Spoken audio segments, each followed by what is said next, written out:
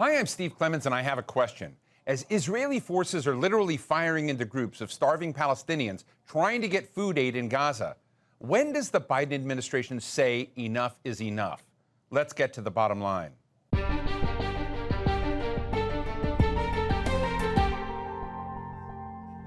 Israel's war on Gaza has gone far beyond killing 30,000 Palestinians and injuring more than 70,000.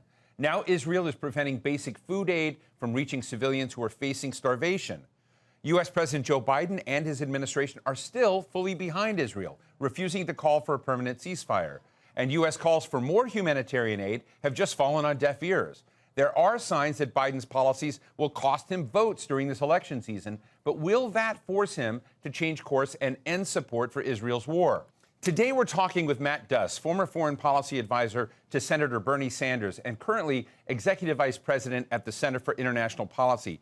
Matt, thank you so much for joining us today. We're looking at the breakdown of aid. I mean, honestly, people are desperate to survive, desperate for food, starving, surrounding aid trucks, and being shot on. I just want to ask you, is this moment going to create any change in U.S. policy? I would hope it would, but at this point, I don't know how many deaths it's going to take for President Biden to shift policy. You're right. Not only are the Israeli government not owning this, you have Israeli ministers who are praising the actions of Israeli soldiers in shooting these starving and desperate Palestinians. And as you said, these people are desperate. They are not getting anything close to sufficient humanitarian aid, and that is because Israel has a policy of preventing humanitarian aid from getting to them. The administration recognizes that. In fact, just the other day, there was a story about how the administration is considering airdropping aid into Gaza. Now, let's think about this for a minute. The United States would consider airdropping aid into Gaza because the military that it is arming and supporting unconditionally is preventing that aid from getting into Gaza in violation of U.S. law, by the way. And that's important to acknowledge, too. U.S. laws prohibit militaries that receive U.S. supplied weapons from preventing humanitarian aid getting. It prohibits them from using those weapons in ways that violate international humanitarian law. That is clearly what is happening here. And yet, after weeks and months of evidence that basically war crimes are being committed, clear violations of international humanitarian law, the Biden administration refuses to shift course. Months ago, we did a report that looked at Senator Bernie Sanders' letter to dear colleagues saying that the United States could not be complicit in what was unfolding with what he called the indiscriminate killing of Palestinians. I've been waiting. Biden has used that word himself several times. Right, and Joe Biden has used that thing. So I'm just wondering what is happening politically in this town, inside Washington, D.C., and around the nation in terms of responding to that. Did Bernie Sanders get any traction at all? Have others that have tried to shine a spotlight on what's unfolding right now? I understand there was a horrific October 7th attack. We're watching a nightmare, a horror situation now in response. And Bernie Sanders has said, we are now complicit in this. What are your thoughts? He's absolutely right. No surprise. I agree with my former boss. We are absolutely complicit in this. We are complicit in the situation that led up to October 7th, a situation of continuing siege and blockade on Gaza and occupation, expulsion, and daily humiliation for Palestinians in the rest of the occupied territories. And as you said, yes, the atrocities of October 7th are indefensible. Israel has every right to respond and defend its people, as Senator Sanders has acknowledged. But what we have been witnessing for the past almost 5 months and are continuing to witness today is not self-defense. This is something else. So again, your question, what will it take? What will it take to really see an upsurge in Washington? Again, that's a tough question to answer because we are definitely seeing energy on the streets, protests, especially from young progressive Democrats and beyond.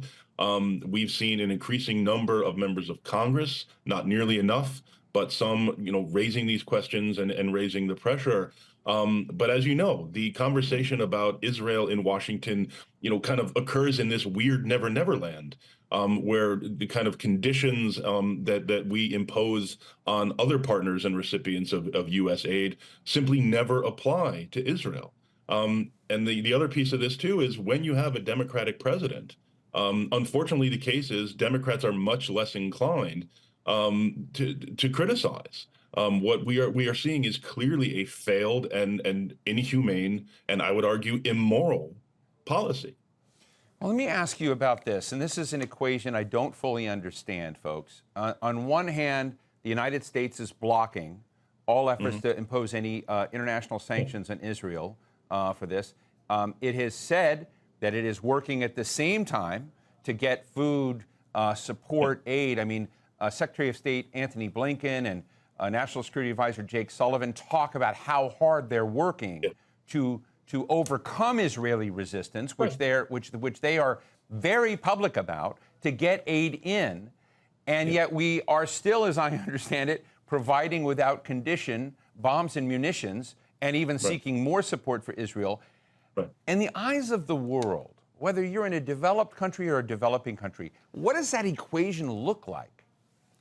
Well, it looks incoherent because it is incoherent. President Biden clearly believes that the way the U.S.-Israel relationship should work, and he's believed this for a long time, is that if we have differences of opinion, we express those privately in conversations. But publicly, it's basically shoulder to shoulder, lockstep support, unconditional support. And, obviously he's the president, he gets to make those decisions. But my response to that is, how is that going?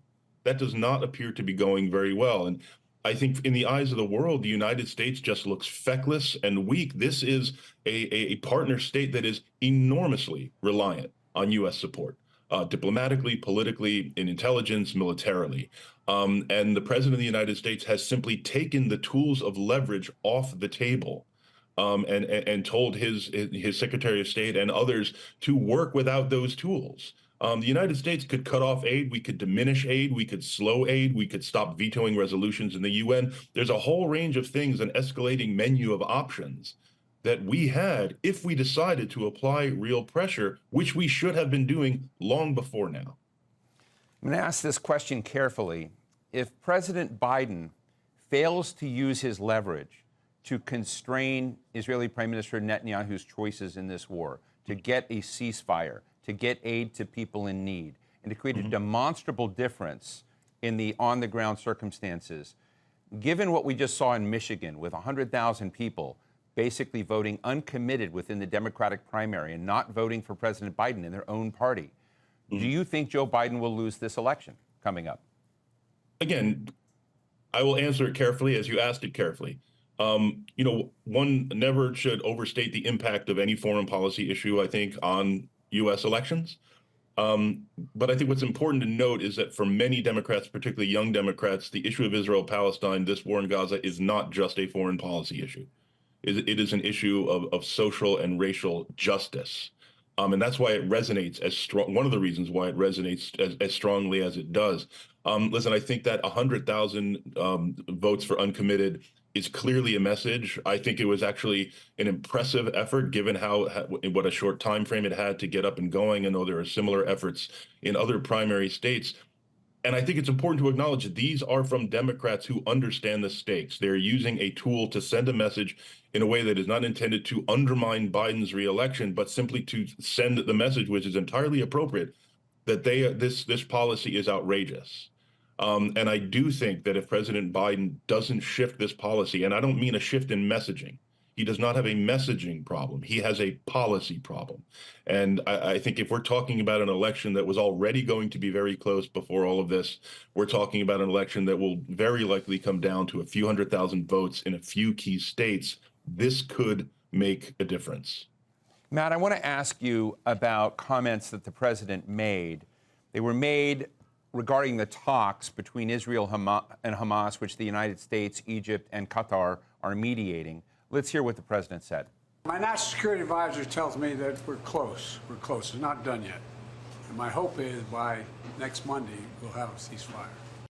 Do you think those are solvent comments, or is the president disconnected from reality? No, I mean it's good to hope for things. I hope we'll get a ceasefire Monday too. It doesn't look like we're much closer. But the bottom line, listen, they should continue their efforts to get that agreement to release the hostages. But the decisions by Israel and Hamas, um, the United States should make its own decisions. We are in fact obligated under existing U.S. law to make decisions with regard to our support for Israel in this war, unrelated to whether Israel and Hamas come to that ceasefire agreement, which I very much hope they do. I want to show you a quote from Nikki Haley.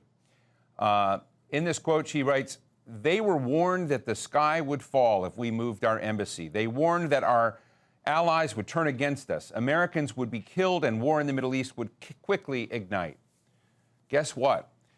That's just about an embassy, and I don't want to mislead people to think that that is the only issue. But when you come to the Abraham Accords, and one of the notions of the Abraham Accords is you could do a lot of deal making in the Middle East and ignore the Palestinian issue. You've written yourself about this recently, about the president's own view that somehow you could do a deal with the Saudis, between the Saudi and the Israelis, and it's part of an Abraham Accord-like process, maybe get some sort of Palestinian state pathway. People are tired of the word pathway. But then third, use this new arrangement to take on Iran and Iran's interests in the region.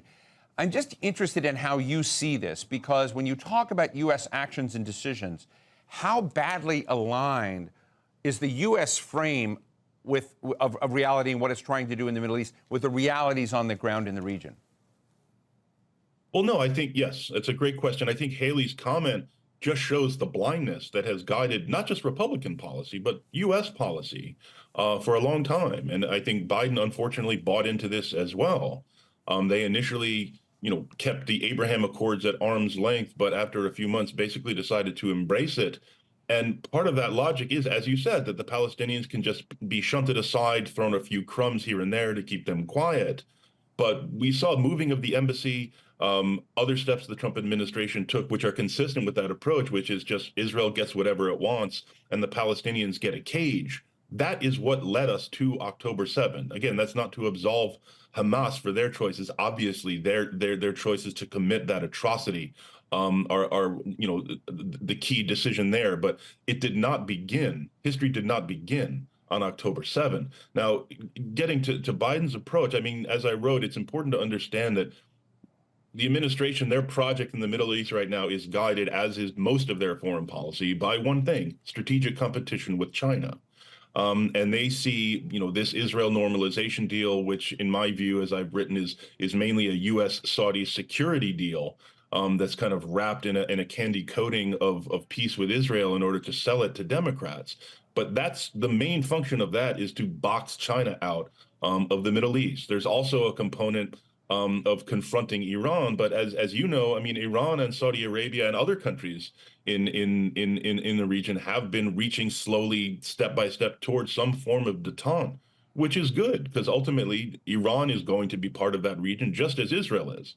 So any kind of arrangement that seeks to kind of box Iran out, I think is not going to be sustainable either. That's not to downplay Iran's horrible behavior in the region or to its own people. I mean, we clearly need to take steps to confront that, as we have been doing for a long time. I think we should take a different approach. I know that we were both supporters of the Iran nuclear agreement, and regret Trump's withdrawal from it and Biden's failure to get back into it. But I do think it's important to understand the key aim of their Middle East policy, which once again is China. I'm just interested in kind of the message and brand of the United States when it comes to democracy. As you look at what you see unfolding right now in Israel, Gaza, what you see unfolding in the region, does America have standing any longer? Taking what you just said about this being a Saudi security deal, in terms of its intent and purpose right now, how much does America lose standing in the region, given that approach? I think we lose enormous standing. I mean, the President Biden is fond of this saying, we should lead by the power of our example, not the example of our power. And I think in that standard, we are failing. The example we are setting by continuing to unconditionally back this catastrophe in Gaza is sending a horrible message. And I would add, especially in the wake of the Russian war on Ukraine. As I've written, I think the Biden administration's approach to Ukraine has been very good. It's been effective. It's been moral. It's been principled in helping Ukraine defend itself against an illegal invasion. I think all of the principles they laid out, this entire argument they made in support of the Ukraine policy, they have effectively burned that to the ground by the way they've approached Israel's assault on Gaza. Again, I'm not going to pretend these two things are exactly the same. They are not. But if we are talking about a set of principles, if we're talking about international law and the need to observe it, there's such a stark double standard being applied to these two conflicts, and the entire world can see it, and they have acknowledged it. Let me ask you a question about the American political scene. You know, my best efforts to describe what's happening in the United States is that we're seeing what's always been in America. It was, a slightly isolationist wing that really does not see being engaged in the world as being in the interest of the United States at all. And this populist merger with this notion that we can withdraw and not be. When you look at the chaos that you're seeing in Israel, Gaza, the weakness of the President of the United States in this case, or you see the rejection of the notion that Ukraine is relevant in any way, or the idea that maybe we just leave NATO. How worried are you about a real isolationism taking hold in this White House and in this country as we see brewing right now, but with the 2024 elections and after? Right. It's interesting. I don't know if I would characterize it as isolationism. I would characterize it as just kind of a unilateralism. Trump is, I know he's labeled an isolationist a lot, but I don't think he is. He just has a very different approach to how the U.S. should behave in the world, which is an America completely unbound by any rules, an America that behaves essentially as an imperial power that seeks tribute, demands tribute from the rest of the world by virtue of our power. That's not isolationist. That's just imperial. But I see what you're saying. I mean, a lot of Americans have very serious questions about this kind of set of multilateral organizations and partnerships and treaties and alliances the United States helped build and in which we have embedded our interests. They have questions about, is that serving our interests? Is that serving my family, my community? And I do think one of the lessons coming out of Trump's victory, and I think some people around President Biden, to their credit, understand this, is that we need to do a better job of helping engage with these questions on the part of the American people to explain why some of these foreign policy choices are in their interest, that actually help their families, help their communities.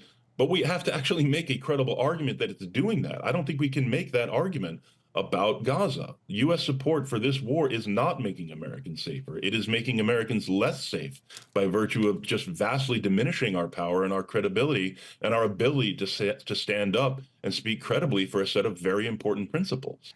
We just see a case where the Palestinian Authority cabinet has been dissembled, has been dissolved. I guess my question on that is, do you see U.S. influence on the Palestinian side, particularly with the PA, as leading any direction that will get us to a different equilibrium in this relationship? Many Palestinians looked at the PA as essentially the guarantor for Israeli security and Israeli security services. I'm just interested in that move, which has been welcomed by the United States, while seeing no, I should say, change in government in the Israeli cabinet. Yeah. No, I will say, I mean, as you said, I mean, that is how, unfortunately, the United States has treated the PA as essentially a subcontractor of the Israeli occupation. The priority there being that it delivers security not for Palestinians, but for Israelis. And I think changing that approach is absolutely necessary if we're going to move in a better direction. I would say about the dissolution of the Palestinian government, that it's a step toward if it is a step toward reconstituting kind of the Palestinian national movement, or creating a kind of unified consensus-based Palestinian voice that can negotiate eventually with Israel, that's good, because that is absolutely necessary to get to a resolution, is to have a Palestinian leadership that can make credible commitments in around the negotiating table, which we simply do not have right now. And again, part of Netanyahu's strategy was to make sure the Palestinians stayed divided. Gaza ruled internally by Hamas, and Fatah with its, the areas that they have some control of in the West Bank. So ending that division and supporting the reconstitution of a Palestinian national voice and leadership is absolutely necessary. Certainly, this is something the United States cannot do, but we can get out of the way. We can support them as they do it. But importantly, we have to recognize that a credible Palestinian leadership supported by the Palestinian people is going to include people that we do not like, just as the Israeli leadership includes people we do not like. And I'm not just talking about Ben-Gvir and Smotrich, even though we very much do not like them. There are others who have been parts of Israeli governments in the past, who speak for, legitimate constituencies among Israel. So we just need to prepare. We just need to prepare to accept a Palestinian leadership, with people that we're not crazy about. We need to respect Palestinian politics enough and take Palestinian politics seriously enough to acknowledge that they get to pick the people who speak for them. Let me just ask you finally, what are Palestinians being asked to do at this moment?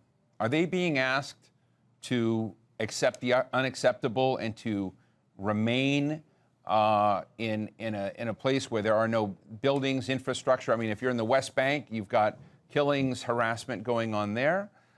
You've got basically a destroyed and flattened infrastructure in most of Gaza. We're walking March 10th, Ramadan begins. I'm just interested in what Palestinians are being asked to do in this moment. I mean, in Gaza, they're being asked, we can all see what they're being asked. I mean, most of Gaza has been turned into the moon.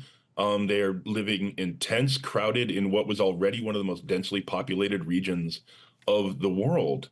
So I lack the words to describe what they're being asked to endure in Gaza. And let's understand, Gaza was in the midst of an enormous humanitarian crisis before October 7th. And as you described in the West Bank, it's a daily grind, a humiliation of checkpoints and harassment by settlers whenever Palestinians, are able to leave, their just population centers and villages. The Israeli military has total control and goes anywhere it wants in the entire West Bank with complete impunity. And this has been the situation for years and decades. Okay, and this, I just want to say, has been part of Hamas's recruiting program. This has helped to make the argument to many Palestinians, and this is an enormous tragedy, that the way to achieve your goals, the way to achieve freedom, the way to take control is to use violence. This is a lesson that the United States has helped to teach, because the promise that was made to the Palestinians years ago was embrace diplomacy, stop violence, and diplomacy and negotiation is the way to achieve your liberation. And we have helped to show them that that is not true. And we need to change that equation very quickly if we're going to get out of this. Well, Matt Duss, Executive Vice President of the Center for International Policy, thank you so much for sharing your candid views with us today. Thank you, Steve. So what's the bottom line? Israel's deadly incursion into Gaza, triggered by a surprise attack that knocked Israelis sideways on October 7th, has turned into one of the world's worst nightmares. Gaza's living conditions have disintegrated. No schools, no health care, no housing, nothing. On day one, Israel said it wouldn't allow food, medicine, water, or fuel into Gaza. So U.S. President Joe Biden and his team just can't feign surprise that people are starving and dying 5 months later. Yet they still refuse to play hardball with Israel, still send munitions and bombs that kill Palestinians, and still insist that they're doing our best, as the White House spokesperson says, to encourage Israel to change course. But with each passing day, Palestine punctuates the weakness of the United States vis-a-vis its own ally and reinforces the idea that this is not some small regional mess, but rather a lesson to other countries that America is somehow diminished now, and that if it won't stand with people who are under physical and moral siege now, it's hard to believe that it would do so anytime in the future. And that's the bottom line.